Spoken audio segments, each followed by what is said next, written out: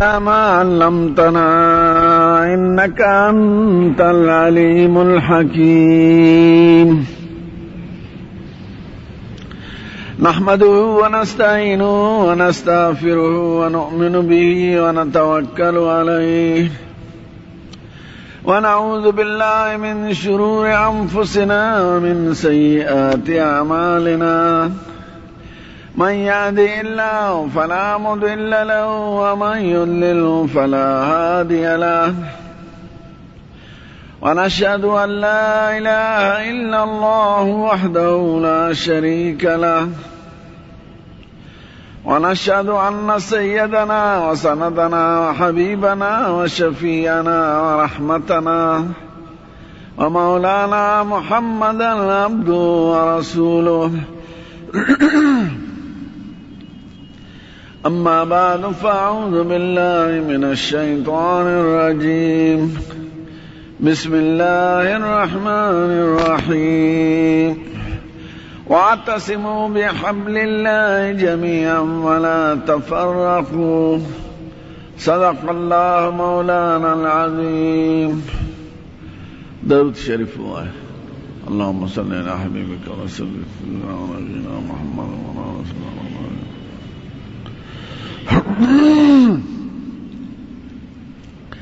زما عزت مند مشران و گران ورونو دوستان، د بعضو کمزورو او د بد اخلاقو بیان در تما شروع کړی او مقصد مې د ځان اصلاح هم د استاسو پای کې یو مسله و د غیبت چې غیبت ډېر ناکاره شي. دویم کبرو لوی کول. نن درته حسد بیانوم. بغض او حسد دا یو خطرناک بیماری ده چې په معاشره کې او ټولې دشمنۍ او جګړې د حسد او د بغض نه جوړېږي. نو حسد او د بغض نه زموږ خدای پاک او زموږ ښکلی پیغمبر په ډېرو سختو الفاظو خپل امت منع کړی.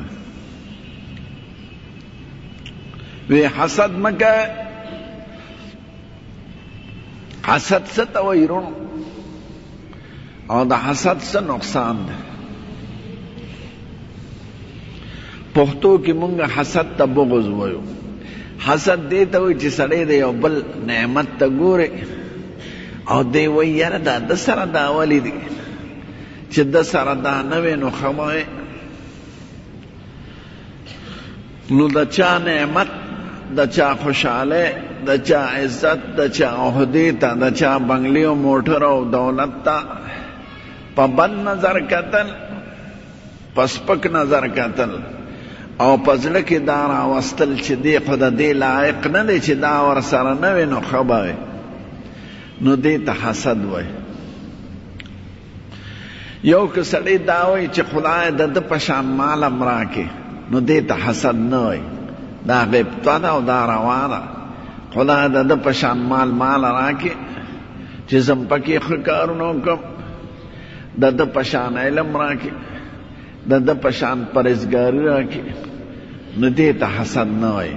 حسد دې ته وایي چې د هغه نعمتونو او خوشحالو ته په سپک نظر ګوري چې دی خو د دې لایق نه دی، ده ته ګوره او دې بنګلې ته ګوره او په زړه کې د دی چې دا تیوالي خدای پاک تیوالي. حسد ولې ښه شی نه دی چا سره بغض کول. نو امام غزالی وایي د حسد حقیقت چې دی دا په خدای اعتراض کولی چې خدای دا سړی خو د دې نعمت لایق نو دا دی ولې ورکړی دی. یعنی په خپل ګمان کې ته خدای ناپوهه ګڼې چې خدای دا دی ولې ورکړی. نو حسد حقیقت کې په خدای اعتراض کول دی. خدای یو سړی یو شی ورکړی دی، دا خدای کارونه دی چې په کوم حکمت یې ورکړی دی. خدای ته ګران دی ځکه یې ورکړی دی، او که خدای ته سپک دی امتحان پې کوي، خو خدای ورکړی دی، نو چې ته ورسره حسد کې، نو دا حقیقت کې په خدای اعتراض کې چې خدای ته نه پیږي که زه ستا په ځای وم نو ما به نه وي ورکړی، او د ده نه دا شی والی. نو حسد چې دی د دې حقیقت په خدای اعتراض کول دی. یو سړي له خدای ښکلی مخ ورکړی دی، ته وایې چې یاره دا د سره والی، هلکه دا خو خدای ورکړی دی. چاله څه عزت ورکړی دی او خدای ورکړی دی، کار یې ورکړی دی، کسب یې ورکړی دی، پیسې ورکړی دی، او ته وایې چې دا د سره نه دی، نو دا خو ته د خدای په کړو باندې خفې او په خدای پاک اعتراض کې. نو په خدای اعتراض کول د دې نه بل وی جرم وي.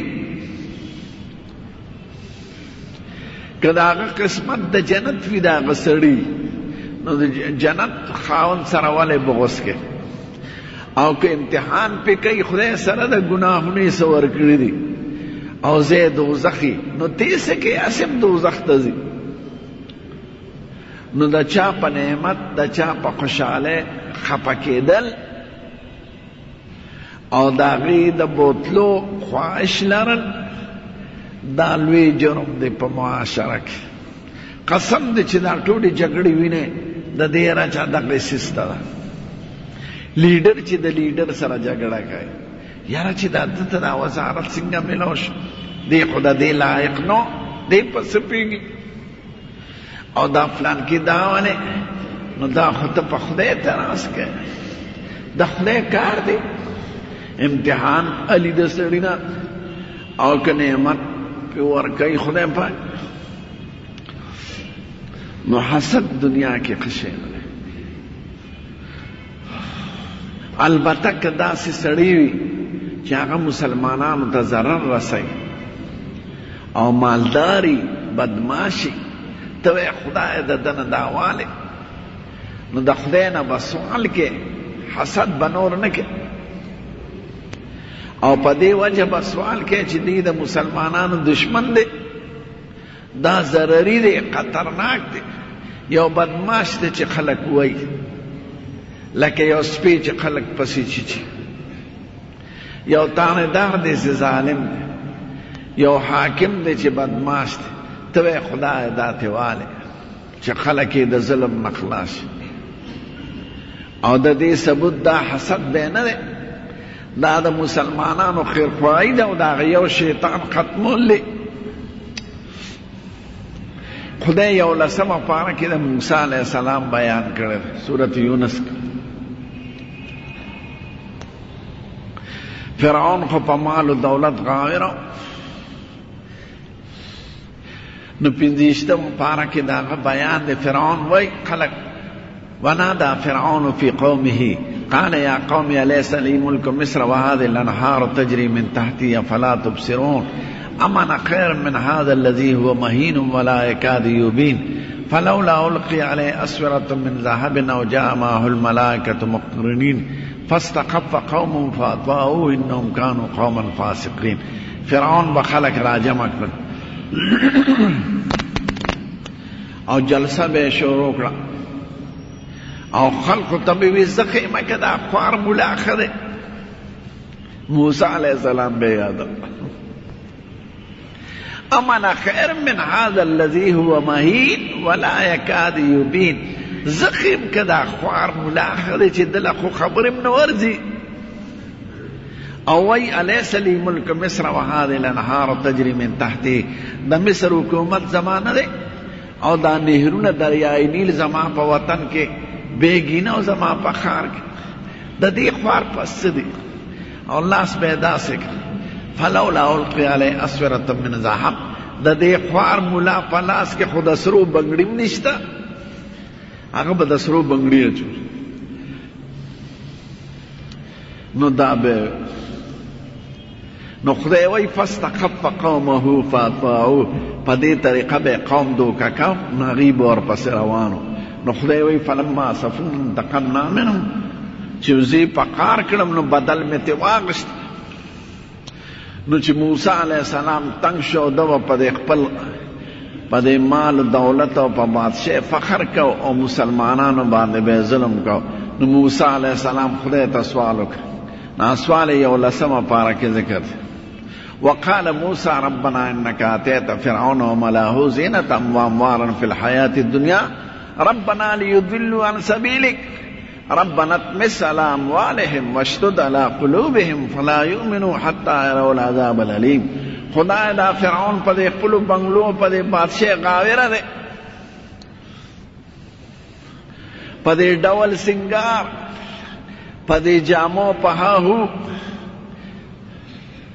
نو ربنا اطمس على اموالهم، خدای دا مال تیواله، واشدد على قلوبهم، زړونه سخت کې، فلا يؤمنوا حتى يروا العذاب الالم، چې ایمان نه راونړي چې ستا عذاب وویني چې څنګه هغه بدماشي دې څه شوه. نو که داسې سړی وي چې مسلمانانو ته تکلیف او ظلم او ته خدای ته سوال وکړې چې خدای د ده نه دا طاقت او دا دغه والی چې مسلمانان ته بچ شي نو خیر دی. اخو د دین خیر خواهی ده او د مسلمانانو خیر خواهی ده. یو ظالم حاکمی ته وایې خدای دا لرکې زمونږ نه، او حسد دې ته وایي چې بغیر د دې نه څه د دین مقصد نه د دین خیر خواهی وي. نو چې موسی علیه السلام خیرې وکړې نو خدای ورته وایي قال قد اجيبت دعوتكما فاستقيما ولا تتبعان سبيل الذين لا يعلمون. ستاسو د دواړو وروڼو دعا ما قبوله کړه. موسی علیه السلام دعا کوله او هارون علیه السلام آمین آمین وی. نو خدای وایي ما ستاسو دواړو دعا قبول کړه. اوس ګورم ورته چې څه ورسره کوم. سره دا لښکر او فوجونه په دریاب کې ډوب کړ چې نام و نشان یې ختم شو، او خدای دې پړسېدلې روح که لکه پړسېدلې میخه غوا دی بل طرف ته چې مسلمانان یې ووایي چې زړه پې یخ شي. نو خدای وایي فالیوم ننجیک ببدنک لتکون لمن خلفک آیه وان کثیرا من الناس عن آیاتنا لغافلون. نن دې بار ته راوباسم چې دا خلک در باندې خوشحاله شي. نو که حسد داسې دې ته به حسد نه وای، اسی د یو مسلمان سره حسد کوي چې یاره د ده دا نوکري ولې ده، د سره دا پیسې ولې دی، دا ولې دا خو ته خدای باندې اعتراض کوي. خدای چې چاله څه ورکوي هغه د هغه حکمت دی چې د څه وجې نه ورکوي. کله به یو سړی مجرم وي ورڅه به خدای ورکوي او نیک به یې نه به ورکوي، او کله به د نیکۍ د وجې نه ورکوي. نو دا د خدای کار دی. نو ته یو بنده سره حسد او بغض مه کوه، دا خو ته په خدای اعتراض کوې. لقمان حکیم صاحب روانو، چا ورته وی سترګې دې شنې دي او رنګ دې تور دی، هغه هم داسې رنګ یې تور او سترګې شنې.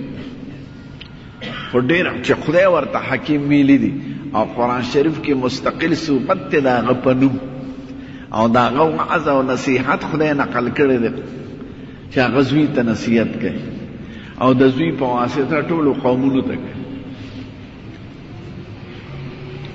قال یا بني إذ قال لقمان لابنه وهو يعظه يا بني لا تشرك بالله ان الشرك لظلم عظیم. بچی ګوره شرک نه کې، شرک ډیر خطرناک جرم دی.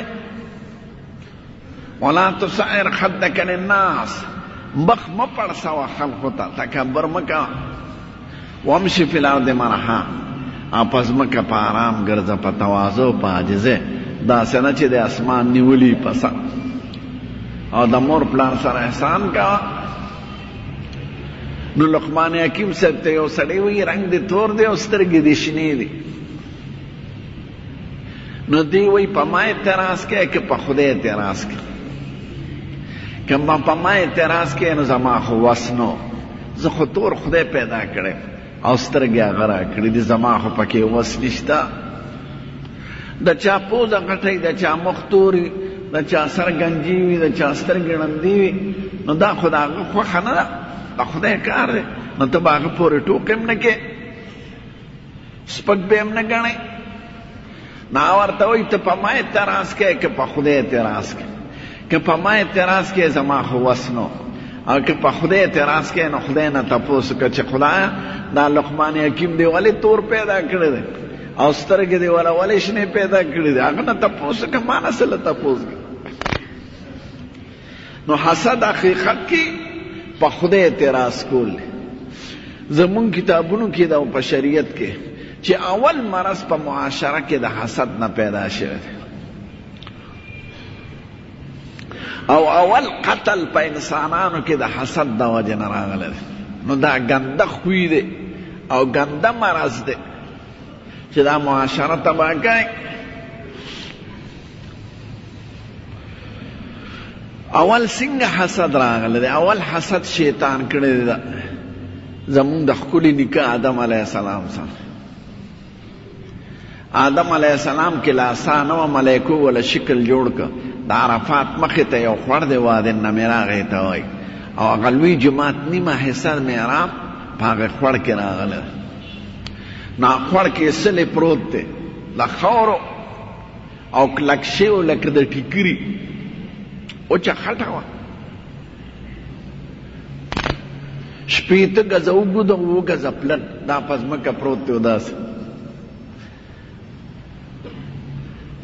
نو دا شیطان سرکوزی بنا دا به چې یاره دا څه شی جوړېږي، خو زړه کې به یې وي چې دا خو جوړې څوک عزتمند مخلوق دی، ځکه ملایکې د ده په خدمت مامورې شوې. جبریل ته خدای وی د ټولې ځمکې نه خاور راغونډه کړه او نورې ملایکې راولېږلې وې خاور را جمع کړې او نورې راولېږلې اوبه پکې واچوې خشتې کې او نورې راولېږلې نقشه ورته جوړه کړه وې داسې جوړ کې. نو دا خو ډېر عزتمند مخلوق جوړېږي، زمانه به زیات عزتمند څوکي، علم مې ډېر دی، عبادت مې ډېر دی، ملایکو سره مې ناسته پاسته ده، د ملایکو نه نو خو ژوند دی هغې سره، نو زمانه به زیات عزتمند څوکي. نو حسد یې ورسره شروع کړ. وی که دی پیدا شو زما باندې بادشاه شو خو زه حکم نه منم او که زه پې بادشاه شم نو سرمن به وباسم. دواره حسد شروع کړ. خدای پاک ته چې کله خوښه وه او روح یې پکې پوپ و د انسان شو، جمدی شو، ځکه ماشوموالې خو هغه نه دی لیدلی.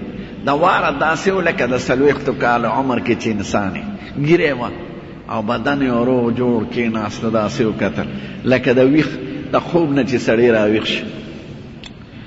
بیا قرآن شریف کې بیان دی چې خدای ټولو ملایکو ته وایي سجده وکړئ ده ته. وَإِذْ قُلْنَا لِلْمَلَائِكَةِ اسْجُدُوا لِآدَمَ فَسَجَدُوا إِلَّا إِبْلِيسَ أَبَى وَاسْتَكْبَرَ وَكَانَ مِنَ الْكَافِرِينَ. ټول ملایکی او حاضر ټول مخلوق ولاړ او ابلیس هم پکې ورته وایي سجده وکړئ، ټول په سجده پرېوته او ابلیس ونه کړه، انکار یې وکړو او تکبر یې وکړو او تکبر یې د حسد د وجې نه وکړو. خدای ورته وایي یا ابلیس ما منعک الا تسجد اذ امرتک، ولې دې سجده ونه کړه؟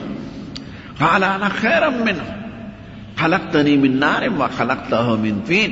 زه خو د ده نه ښه یم، زه دې د اور نه پیدا کړی یم او دې د خټې نه پیدا کړی دی. خټه سي اور خو رڼا کوي، دې ته نه ګوري چې دغه حکم د چا دی.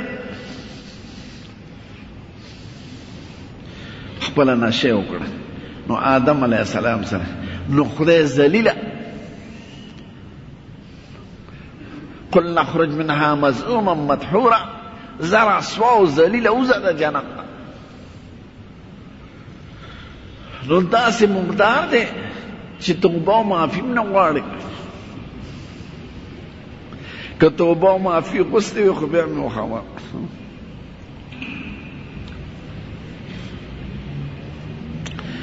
خدای ته وایي قال فبعزتك لأغوينهم اجمعين الا عبادك منهم المخلصين. خدا ستا په عزت او په لویۍ مې د قسمي چې دی به ګمراه کوم او د اولاد زما چې څه وسي دوی به خطا کوم، په ډمم په ښځو په ګانو په کرکټونو په فټبالونو په سینماګانو په ډرامو دغه د شیطان لارې ده. مونځ به تې پاتې، اخلاق به تې پاتې، سړیتوب به تې پاتې، کرکټ دی د خره زامنو کرکټ سي څه جهاد دی.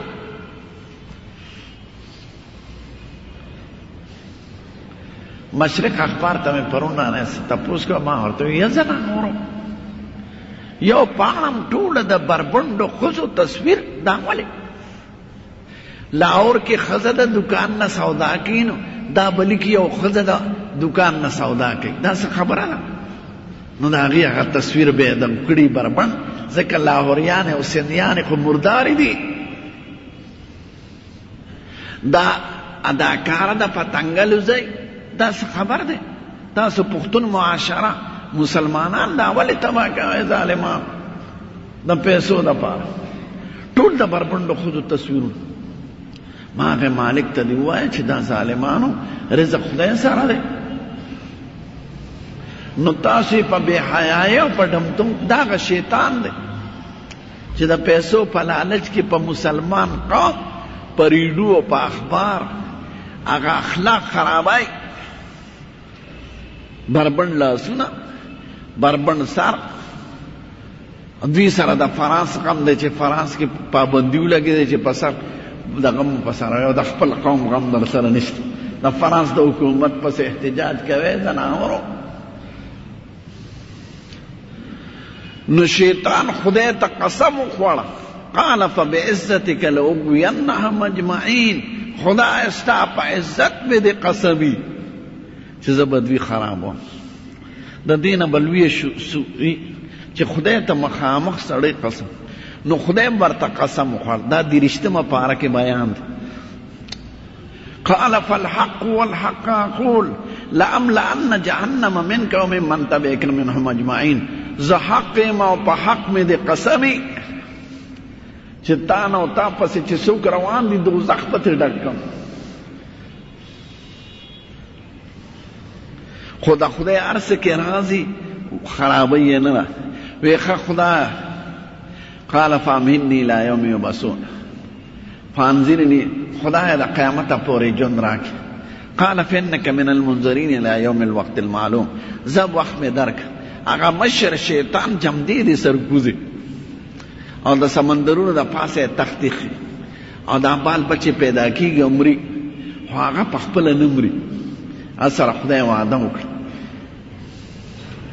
نو لومبي مرض هغه حسد، آدم علیه السلام سره ابلیس حسد وکړ او د هغې حسد په نتیجه کې هغه قسم وخوړ چې زه به دا معاشره خرابوم. کافران خو خود خراب دی. زمونږ دا دوړي مار دا د امریکې او د لندن نقل کوي چې هلته ښځه بربنډه ده، نو موږ به هم ښځه بربنډه کړو. او هلته کرکټ او فټبال دی، نو موږ به هم دې له زور ورکړو. یا زناورو یو طرف ته د خوارنګړۍ شکایت کوي او د پیسو د قرض او د سودونو، او بل طرف ته دا قومونو سره په بې ارامېتوب او په بې حیایو کې ورسره ملګري.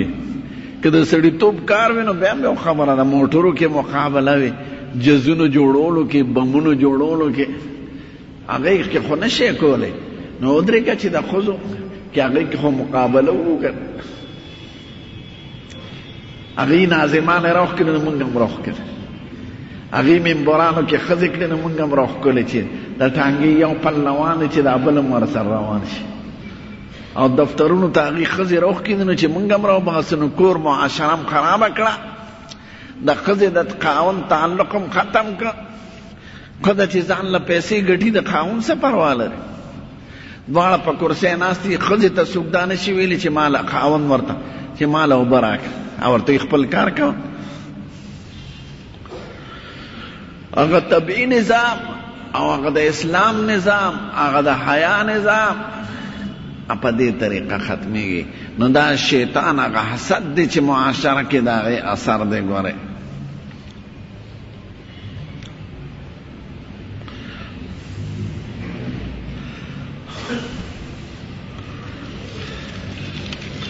حسد وی داسې انصاف کوي چې اول چې څوک حسد کوي د هغه نه بدللی، ځکه چې چا سره ستا بغض او حسد نو زړه به خورې، هغه تا نه خبر نه دی او ته په هغه مخته. نو حسد وی داسې د انصاف مرض دی چې اول په خپله د حاسد د بدلوي.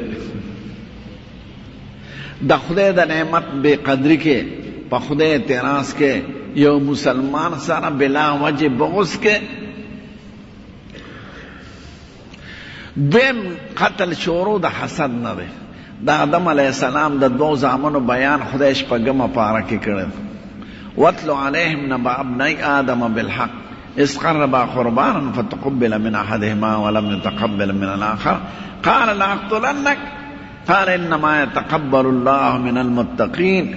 دو زامن دی او پلار ورته وی بچی ستا خور بدل ورکو، د دو خور بدل ورکو. وی نه زما خور خشته ده،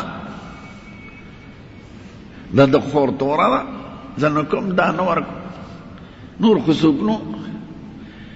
بے پہ قربانی مقرر کوي، زه قربانیو کې د خدای دربار کې چې د چا قربانی قبول شي دغه خشته جنې به د هغه شي.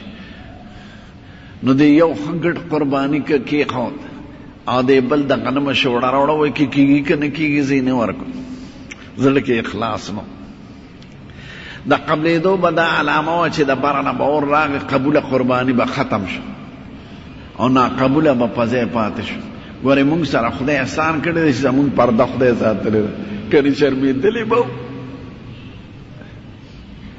نو چې د هغه یو قرباني قبوله شو د هغه نیک حابیل او د دې بل قبوله نه شوه، نو دې هغه ته وایي قرآن شریف کې بیان دی قال لاقتلنک، مړ به دې کب. وی ولې ما څه ګناه کړې ده؟ وی ستا قبوله شو زما قبوله نه شو. نو دې وی دا زما کار دی، دا خو د خدای کار دی. قال انما يتقبل الله من المتقين، خدای د پرهیزګارانو د اخلاص والو قرباني قبلې. ستا زړه کې بدانو بیا د مرګ چل نه ورته، نو بیا ورته شیطان چل ښودلی دی. یو ځای کې هغه پروت و، ګډې چیرلې سرولې وې، هغه یم سوري ته د ونې سملا پنډ کړي دي او دیم د سوري د تملاستې ګټې لاندې د سره. نو شیطان دغه بدماش رور ته وایي عاصم پروت یو ګټه ول دی سره لره خلاصه که بیغمه بشي. خدای وایي فطوعت له نفسه قتل اخیه فقتله فاصبح من الخاسرین. شیطان او نفس ورته د هغه د قتل چل وښو، نو مړی. نو د حسد د وجې نه لومبې په قتل شروع. د حسد د وجې نه خلک غیبتونه کوي، فلان کې پسې کې دی فلان کې. د حسد د وجې نه چغلي خوري کوي، د حسد د وجې نه دشمنۍ کوي. که سړی په خپل کاروبار خوشحاله او د بل چا هغې سره کار نه لري، نه جګړه پیدا کېږي، نه غیبتونه کېږي، نه چغلي خورۍ ته رسي خبره. او چغلي خوري او جګړه اخو معاشره ټوله ختمای. نو د چا مال ته مه پسخېږئ، د چا عزت ته مه. ټیک ته د خدای نه سوال کولی شي چې ماله خدای دغه شانت راکړي که ستا خوښ.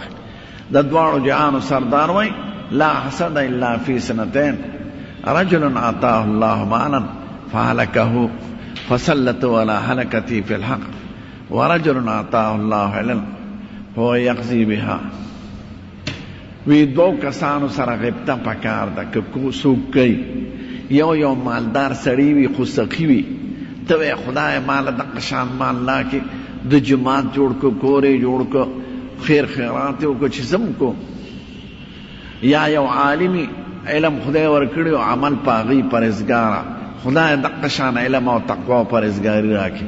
دا به نه وایي چې خدای د هغه نه لر کې، نو دا کولی شي. نو د حسد د دشمنی، د حسد د قتل، د حسد د جګړې، د ښځو یو بل سره حسد وي، د ملایانو یو بل سره حسد وي، د لیډرانو یو بل سره حسد وي، د قاریانو یو بل سره حسد وي، د بدماشانو یو بل سره بغض او کینه او حسد وي. پښتانه ورته کینه او بغض وایي او د قرآن شریف او د احادیثو په اصطلاح کې ورته حسد وایي. که دغه شي کم شي، زړه کې د سړي راغلل، زر د توبه وباسي. کله بې اختیاره سړي ته راځي، زر د خدای ته توبه وباسي چې خدای دا ستا کارونه دي، ستا د کارونو په حکمت او راز زه نه پوهېږم، تا دله ورکړي دي په ترنګې چې څه راز دی پکې او څه حکمت. زمونږ ښکلی پیغمبر یو ځل داسې په مقبره روان، نو یو دو قبرونو کې وی دا دواړه په عذاب مبتلا دي. نو خدای به هغه ته بعضې څیزونه ښودل او هغه امت ته ویلي د عبرت دپاره. وی یو لښته راوړی د قجورې، د قجورې لښته یې راوړه او په منځ یې ماته کړه، نیمې په یو قبر کې کېښود او نیمې په بر کېدو پورې خدای د دوی نه عذاب اوچت کړي، سپک کړي، اسان کړي. وی قربان دا ولې؟ وی د یو اودس نه اوچاو، د امتیازو نه یې ځان نه ساته او د بل چغلي خوري کوله. نو دوی په دې عذاب کې مبتلا دي. نو په چغلي خورۍ یو لوی مصیبت دی او د هغې عذاب د قبر نه شروع کېږي لا سره یې د شلو دی. خدای پاک دې ته تاسو مونږ وساتي. نو سړي که زړه کې خیال راغی زر دې خدای ته توبه وباسي. انسان کمزوری دی، چاته وپسخېد او زړه کې سپکه راغله، خدای ته دې توبه وباسي، نو خدای پاک یې معاف کوي. د جمعې په شپه سترګې تورول څنګه دي؟ شپه ولا نه ده مقرره، هره شپه چې توره یې توره وه. زموږ ښکلی پیغمبر به سترګې تورولې او رجلوم یې ساتلې وه او رانجه، 3 سلیانې به یې په یو سترګه کې او 3 په بله کې.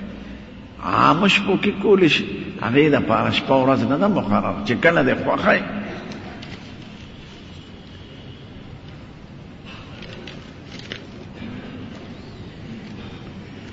شوتل او وربشې د فصل چې د آمدن ذریعه ګرځولي خرڅ کړي، یو خدا چې ځان له سړي شوتل کرلي خپلو څاروړو هغې کې څه نشته، او چې د خرڅ په غرض یې کړي نو د هغې به عشر ورکوي، چې څومره د هغې قیمت وي نو په هغې اندازه به لسمه یا شلمه ورکوي. که نهري ځمکه یې شلمه او که باراني ځمکه یې نو لسمه. سړي به د سرو استعمال نه کوي، ګوته د سرو دا بنده ده، او ګړی چې د سرو وي ټوله چې لاندې بدن سره هم لګي نو دا بنده ده، او که ګړی د سرو وي خو لاندې د اوسپنې پیتل بل څه شی دی او د پاسه پې سره لګېدلي دي نو بیا خیر دی. که ګوته هم د سپینو وي او د غمیزه د سرو زرو وي چې بدن سره نه لګي نو خیر دی. یا سړي بټن اچولی د سرو زرو خو بدن سره نه لګي نو خیر دی. او چې کوم سره د بدن سره لګي د هغې استعمال سړو دپاره بند دی او ښځو له روا ده. ګوته به نه اچوئ، دا ګوتې عامې د سرو زرو. مونځ ورسره کېږي، مونځ خو هر پاک څیز سره کېږي، نو سره خو پاک دی خو استعمال یې ښه نه. دا چې فقه کې وی صورت مقرر کول دا لې چې همدغه کې ثواب ګڼئ بل نه ګڼئ، او چې کوم زموږ ښکلی پیغمبر ویلي ته هغه صورت وی نه هغې کې خو ثواب دی. لکه د جمعې په ورځ به سهار په مانځه کې په لومبي رکات کې الف لام میم تنزیل سجده وی او بیا به سجده وکړه، او په دویم رکات کې به صورت دهار وی. نو دا خو هغوی ویلي دي. یا به په وترو کې په لومبي رکات کې سبح اسم ربک الاعلی وی، او په دویم کې قل یا ایها الکافرون، او په دریم کې قل هو الله احد. نو چې کوم زموږ ښکلی پیغمبر ویلي دي هغې تابعداري پکار ده، او بیا د ځان نه مقرر کول نشته. فقها کرام وایي چې د ځان نه مقرر کې دغه مکروه عمل دی.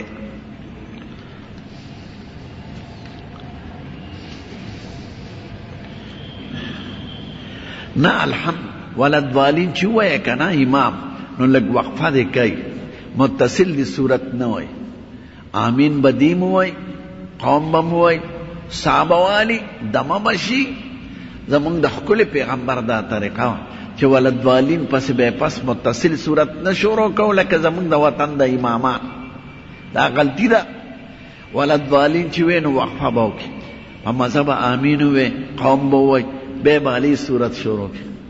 زمونږ وطن کې یو ماښام بانک پسې متصل اقامت کوي، دا مکروه کار دی. نه وقفه به لږه ساتې، لږ به کښېنې د 2 رکاتو په اندازه، ځکه څه مذهبونو کې 2 رکات هم کوي، او وقفه به کوي او متصل اقامت د بانک سره دا مکروه دی. لکه دا عام قمقل خلک چې یو اقامت بانک وایي هلکه تکبیر وایه، دا غلطي کوي. وقفه پکې ساته. سجده سهو هر ځای کې نه راځي، کما وقفه چې د حضور پاک نه ثابته ده او سنت ده په هغې سجده سهو نه راځي زیاتی باندې راځي چې هغې نه نی ثابته او کم ذکرونه چې هغه ویلي دي هغه وینا پکار ده مونځ خو نوم د دې ذکر نو د عاجزۍ او د دعا خو مونږ خلک پې ځان نه پوهیو د غنمو نرخ راته معلوم دی او د لیډرانو خبر راته معلوم دی او د بی بی سی خبرې ټوله شپه یادوي خو د مونځ نه نی خبر چې بی بی سی به اوري علي وده کېږي خو کلمه نه هلکه بی بی سی څه شی دی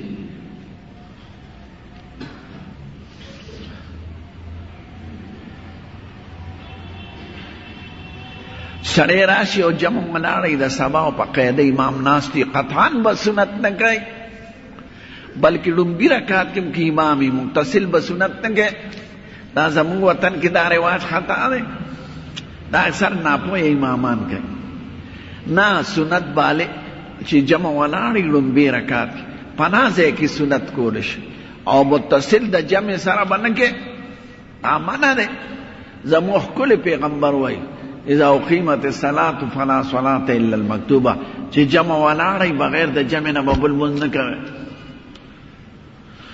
امام زمونږ خپل د امام ابو حنیفه دا مسلک دی چې کور کولی شي جماعت کې به نه کوي بیا د هغه یاران وي چې جماعت په دروازې سره کولی شي بیا وروسته ملیان رالل پکې نور هم ګنجایش وکړو که داسې پناه ځای کې ولاړی لکه امام دلته ولاړی او ته په برنډه کې ودرېږې نو خیر دی خو کم از کم چې یو رکعت فلاندې کولی شي او چې امام په قاعده ناست وي او مونځ ختمېږي هغه وخت کې سنت نه کېږي هم د سنتونو شم درنه جمع لاړه نو دا د زناورو کار مه کوه جمع کې ودرېږې سنت رستو کې د انور راختېدو نه پس او که پاتې شي نو هم خیر دی خو جمع به نه پرېږدې فرض به نه پرېږدې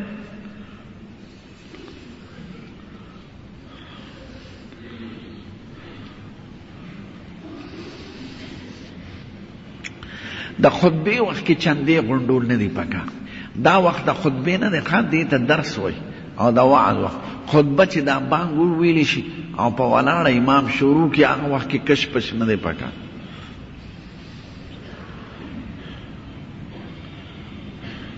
نو چې خطبه یې هغه وخت کې چندې مه کوه نه دې څوک ګرځي نه دې حرکت کوي او د وعظ او درس وخت کې خیر دی دا وخت خطبه نه ده دا درس دی او وعظ دی خطبه دا بانگ نه پس شروع کی دا په ولاړه چې وای خطبه وخت کې به څنګه ناست دی چې څنګه د مخکې نه ناست دی قشان ناست پاتې شه او که خامخا وضع بدلی نو د قاعدې په شکل کښېنه خو خوده را خوده ما نو څه حکم نشته په شریعت کې چې خامخا په داسې شکل کښېنه نه چې څنګه ناست دی ناست دی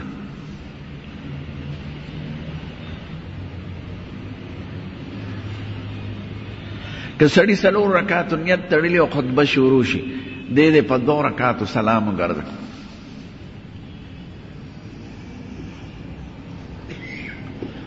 د ماسپښین نه مخکې 4 رکعاته که سړی نه کړو جمع ولاړی جمع به کوي او بیا چې وروستو منځو کې بیا دواړه اختیار دی که 4 مخکې کې 2 وروستو کې او که 2 مخکې کې او 4 وروستو کې زمونږ د عالمان اکثر د مستخلص روایت باندې عمل کوي چې 4 مخکې کوي 2 وروستو کوي خو د احادیثو نه بالعکس زیات معلومیږي چې 2 مخکې وکړه 4 وروستو وکړه ځکه 4 خاصم د خپل ځای نه وروسته شوي دي نو دا 2 ولې وروستو کې خو کېږي دواړه که 4 هم مخکې وکړه او که 2 هم مخکې وکړه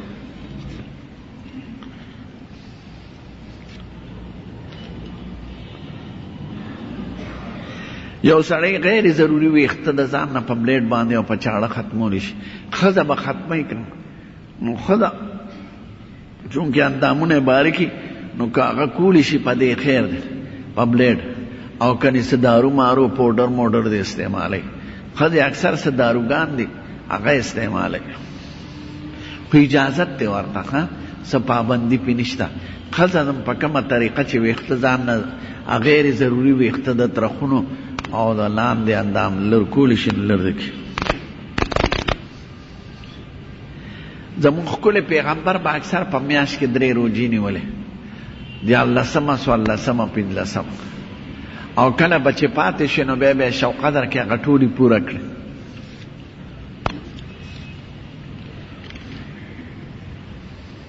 په مونځ کې چې څومره ساعت چپ ولاړی نو مونځ کې فرق راځي. دومره فرق ولاړی چې هغه یو رکن پکې ادا کېدی شي.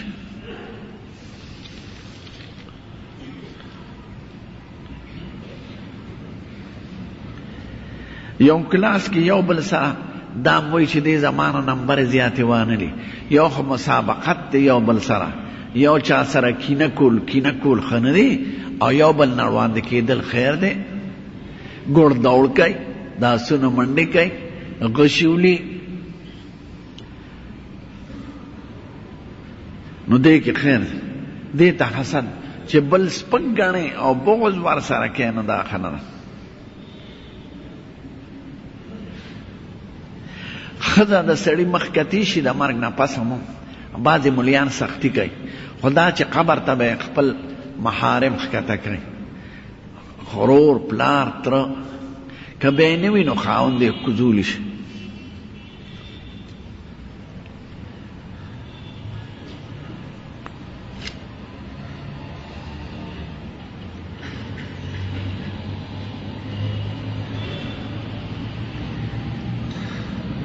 په نوکونو باندې که ښځې رنګ اچولي، یو داسې چې کور جوړ کړي، چې پوستکي جوړ کړي په نوکونو، چې هغه په پوستکي په طریقه لر کېدیم شي، نو هغې سره اودس او غسل نه کېږي. او که تش رنګ چې هغه د پوستکي په شکل لر کېږي نه، خو هغې پورې وي نو خیر دی، نکریزې کولی شي، رنګ کولی شي. خو هغه رنګ چې هغه پوټکي جوړی، پوستکي جوړی، نو هغې استعمال ښه نه دی، ځکه د هغې د لاندې اوبه نه رسي. او که تش رنګ د نکریزو یا سور رنګ یا بل څه، نو خیر دی، په هغې اودس کېږي. حمیرا نوم کې ښودل څنګه دي؟ ښه دي. حمیرا معنی سور بوړنکه.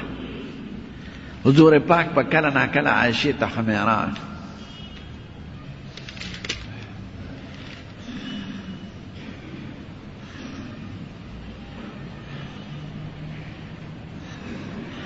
انت الهادی انت الحق لیس الهادی الا هو.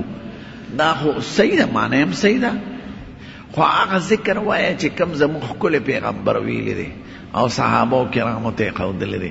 قسم دی د دنیا او د آخرت داسې خیر نشته چې زموږ پیغمبر خپل امت ته نه ویلی، او داسې شر او فتنه نشته چې د هغې نه خپل امت خبر کړي نه. نو هغه ذکر چې زموږ ښکلی پیغمبر کړي، هغې کې بې اندازې ثواب دی او برکتونه دي، او نور جائز ذکر خیر دی. نو زموږ ښکلی پیغمبر وای، د ترمذي شریف حدیث دی چې بهترین ذکر هغه لا اله الا الله دی. نو لا اله الا الله وای. محمد رسول الله کلمه د ذکر نه ده، دې ته کلمه د ایمان وای.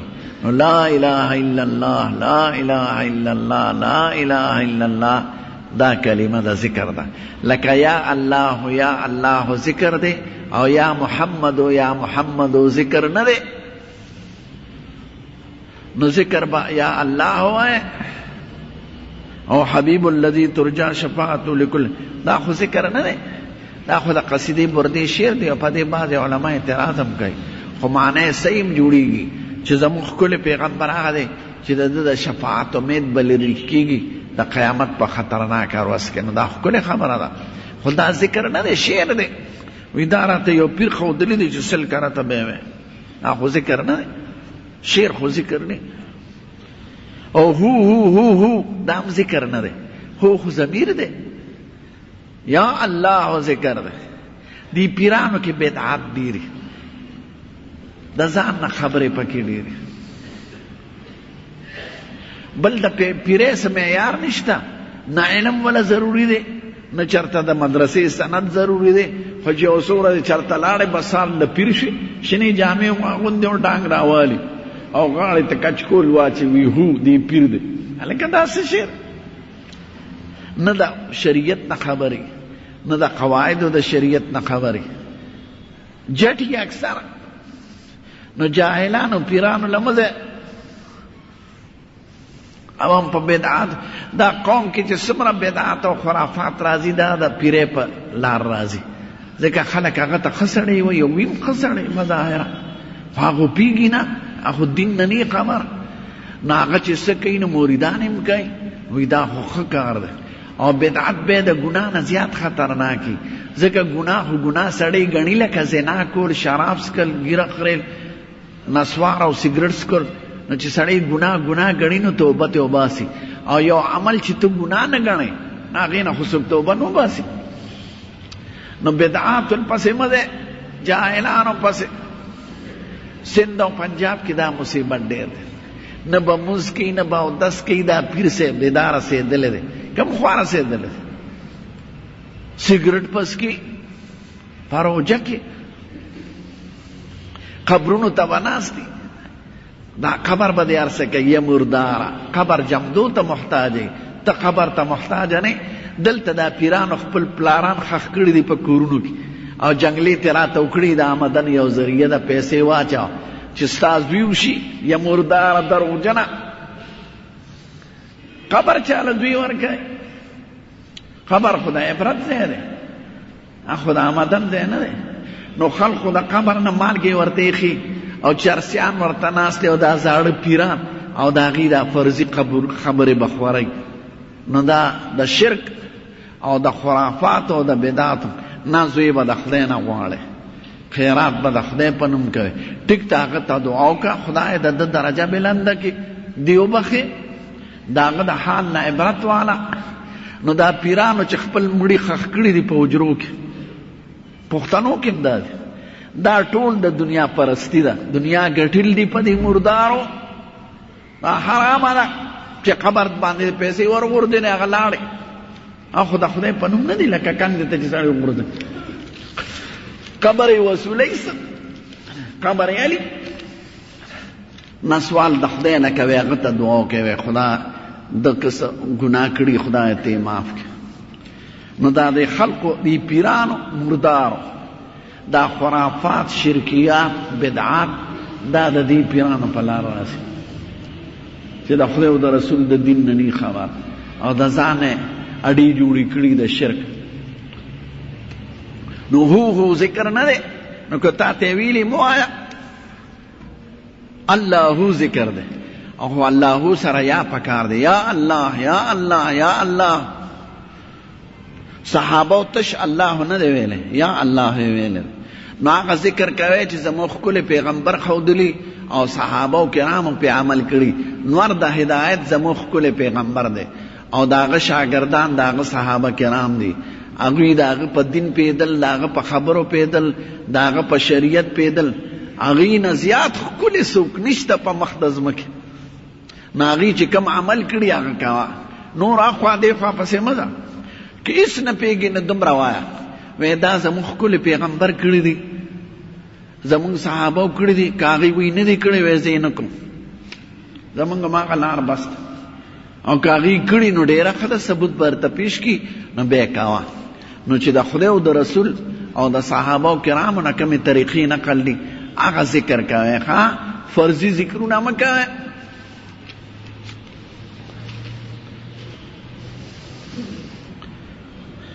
چاوی مانا یو مړی پیسې غواړي، نو د دې څه تعبیر دی؟ خوب خو څه شی نه دی، خو صدقه وکړه د خدای په نوم، او هغه ته یې ثواب وبخه.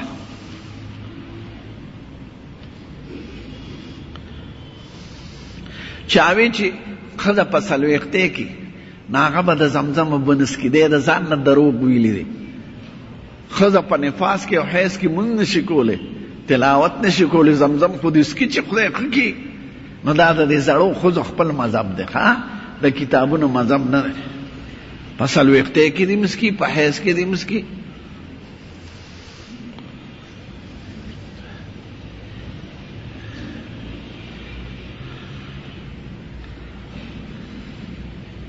یو ښځه ده دا ډوکې ټي بي ده، سجده و رکوع په تکلیف کوي، او وایي که زه اولاد راوړم ما ته تکلیف جوړېږي زیات. خیر دی که هغه برد کنټرول باندې عمل وکړي، نه دې راوړي. په بعضو ښځو دماغي چکر راځي، په بعضو نو که په ښځې بیماري راځي اولاد دې نه راوړي، برد کنټرول کولی شي، هغه دارو دې استعمال کړي چې اولاد نه راوړي.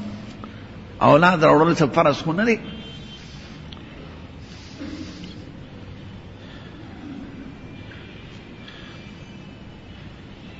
زموږ ښکلی پیغمبر چاته وصیت نه دی کړی چې زمانه پس په فلان کې خلیفه وي، ځکه صحابه راغونډ شو په اتفاق ابوبکر صدیق خلیفه. بیا چې ابوبکر وفات کېده عمر فاروق چا ورته عمر صاحب خو سخت طبیعته دی، وی سخت طبیعته دی ځکه چې زه نرم طبیعت یم، چې په ده ذمهواري راشي بیا به نرم طبیعته شي. وی ګوره زما زوی نه دی، زما ورور نه دی، زما آخري د مرګ ورځ ده، زه چې خدای دربار ته پیش شم او ما نه تپوس وکړي چې څوک دې پې مشر مقرر کړه، زه به ورته یم خدایه ستا هغه بنده مې پې مقرر کړه چې دغه وخت کې د هغه نه ښکلی او نیک نو. نو عمر صاحب چې وفات کېده 6 کسان وی دې کې یو کس خلیفه کې حضرت عثمان، حضرت علی، حضرت سعد ابن ابي وقاص، عبدالرحمن ابن عوف، طلحه او زبیر، وی دې 6 کسانو کې یو کس منتخب کې. خو 3 ورځو نه به زیات وخت نه تېروي او 3 ورځو کې به عارضي امیر صہیبی او مشر د خاریب محمد ابن مسلمه وی هغه ته وی ته پې کنټرول وکړه دا 6 واړه راجمع کړه. 6 واړه چې راجمع شو 3 کسانو وی موږ نه کوو، موږ دې 3 ته اختیار ورکړو، علي صاحب ته، عثمان صاحب ته، عبدالرحمن ابن عوف ته. تاسو زموږ مشران عبدالرحمن ابن عوف دې دواړو مبارکو صحابو ته وی زم نه کوم، ته پاتې شي عثمان او علي، چې کم یو زیات در تحقل احکاری هغه یاد کړه. نو چپ شو، وی ما ته اختیار را کوي وی او وی په ما مې اعتماد شته وی او وی ښه زه د خلقو نه تپوسونه کوم. 3 ورځې په کوڅو کې ګرځېده، داسې سړی پرې نه ښوده چې هغه نه تپوس نه کړی. هر یو به ورته وی عثمان او علي کې کم یو غوره دی وی عثمان. په 3 مرض سهار وختي وعده وه، ټول فوج مشرانو ته وی راجمع شه. عبدالرحمن ابن عوف پاسید، دواړه ناستی یاران عثمان او علي او مشران، وی ما په 3 شواروزو کې دا ټولو خلقو نه تپوس وکړو، د عثمان سره څوک نه برابروي. نو علي صاحب ته وی په زړه کې دې سره نه شي وی ډېره ښه ده، وی پاسه اول بیعت وکړه. نو حضرت عثمان سره بیعت وکړه او مسلمانانو. چېرته علي صاحب په عمر کې دا نه دی ویلې چې دا رونو څه کوې، زه خو حضور پاک مشر کړی 25 کاله چپ دی. نه هغه دا نه دی ویلی عمر کې. نو حضور مبارک او شکر دی چې نه دی شوی، ځکه بیا به نسبي بادشاهي شروع شوې وه. علي صاحب د حضور د تره زوی مو او د اولاد په شانتې مو نسب یو، نو بیا به په مسلمانانو کې نسبي بادشاهي بنده ده، جمهوري بادشاهي ده، مشران به راجمع شي یو کس په مشر کې. په نسب بادشاهي د اسلام ختمای، پیری چې په نسب شي، لیډری چې په نسب شي، بادشاهي چې په نسب شي، دا خراب شي. یو سړي قرباني کړې ده، زوی خو پیره، زوی د سکول نه راولي او کینې وي ته پیر، هغه عاجز د مونځ نه دی کوه. یو لیډر یې قرباني کړي ځان ته یو مقام حاصلي، راولي لورې کینې وي اوس دا لیډره ده، دا مردار. بادشاهي زوی چې آرامي وي، فاسق وي، فاجر وي، بس بادشاهي به د دي نه هغه به د شام حکومت د وکړه، ځان ته جمهوریت وایي، خپل زوی یې کېناو. لیبیا والا خپل زوی مقرر کړی دی، د عربو کې دا نسبي بادشاهي ده، خو اسلام ته دوی نقصان رسولی، ټول د کرسۍ وږي او د اقتدار وږي، دې وجه نه غیرت هم پکې نه دی پاتې شوی. نو زوی یې چې هر څنګه یي، که بدعمله یي، که فاسق یي، که فاجر یي، خو بادشاهي زما ده. نو حضور پاک خپل نسب نه دی کړی، بلکې میراث یې ختم کړی دی، زما مال به میراث نه، ابه د ټول امت دپاره. د دنیا د بادشاه او د پیغمبر دا فرق یي، که د دنیا بادشاه وي خو د خپلو زامنو بال بچ به یې فکر کړی، خو د ټول امت پلار دی روحاني، زما مال به د ټول امت. 14 ورځې بیمار او ابوبکر صدیق یې مشر کړو، علي صاحب و که نه هغه نه مشر کوي. د مونځ چا ورته عمر صاحب به مخکې شي، ځکه دی اواز یې اوچت دی او د ابوبکر اواز کم دی. وی نه، خدای او رسول بغیر د ابوبکر نه په بل چا راضي نه وي. نو صحابه وی هغه مبارک شخصیت چې هغه زمونږ دپاره حضور مبارک مشر کړی دی. هغه زمونږ علي صاحب ته چې ووی په خپل رست دور کې وی رښتیا ته وسې وی نه وی که ما ته حضور ویلی وی نو ما به دا حکم نه پوره کو، ما به پې ځان وجلو، خو حضور پاک ابوبکر صدیق مشر کړو او مونږ زوبه زی خادمو، نو هغه کس مونږ خوښ کړ چې هغه خوښ کړ.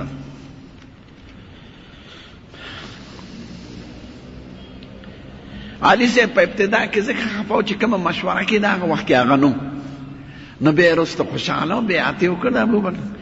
وی تاسو مشوره کې ما سره مشوره، ابوبکر او عمر صاحب اتفاقا ورغلي، بل چا مشوره ورکوله، دوی مشورې ته ناست، نو دوی په خپله رستو ورغلل. حضرت علي صاحب مشرانو باندې بیا هغې جنګونه نه دي کړي. حضور مبارک زمانه کې دی ټولو جهادونه کول، خو چې کوم کشران به دا بیلیږل، حضرت عمر صاحب په خپله نه تللی، ابوبکر صدیق په خپله نه تللی، حضرت علي صاحب په خپله نه تللی، دوی په مشوره کې ناستو. مشر خو چې لاړ شي نو رستم نو حضرت علي صاحب په مشوره کې به شاملو، نو جنگ ته ځکه نه تللی، جنگ خو د سپیانو کار.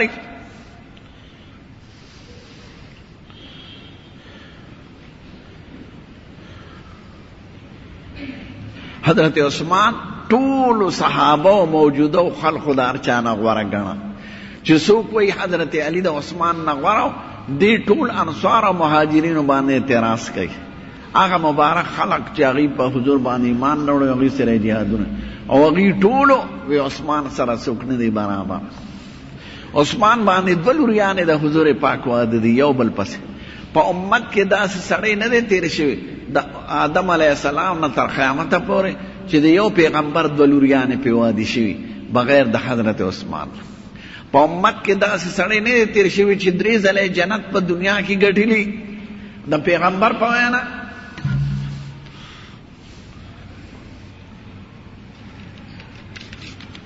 جواب وشو.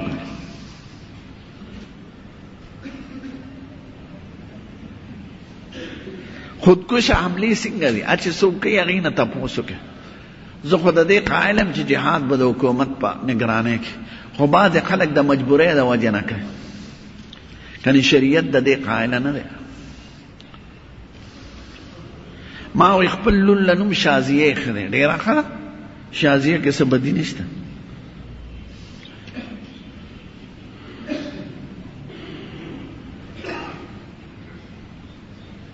قسطونه څنګه دي؟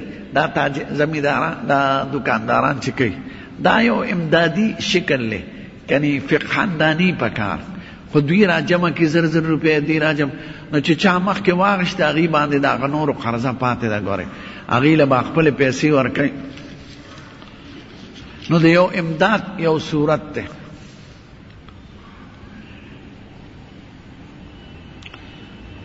که یو سړی مور سره رواني نورې ښځې ورسره تللی شي، اصل کې مسله خو دا ده چې هرې ښځې سره د محرم وي، خو که ښځې ډېرې وي بوډیګانې وي او لاره د امن وي نو خیر د ګنجایش شته.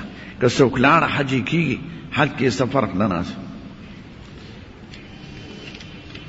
حج کېږي د ټولو.